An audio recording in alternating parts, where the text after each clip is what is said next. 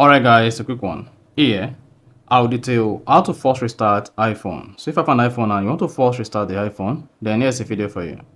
So if at the end of this you found this offer informative, please don't forget to like and then subscribe. Now the first one to do is go ahead, press the volume up button once, volume down button once, and then press and hold the power button. So you have to do this under a couple of seconds. Volume up, volume down, then the power button. So let's go ahead and do this. Volume up, volume down, then press and hold the power button.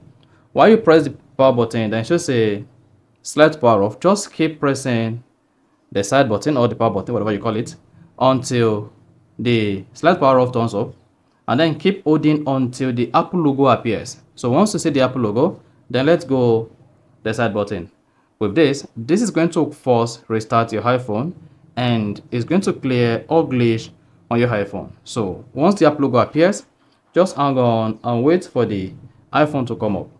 Then swipe up, type in your iPhone passcode, and that is it. So that's exactly how to force restart an iPhone. So if you found this offer informative, please don't forget to like and then subscribe.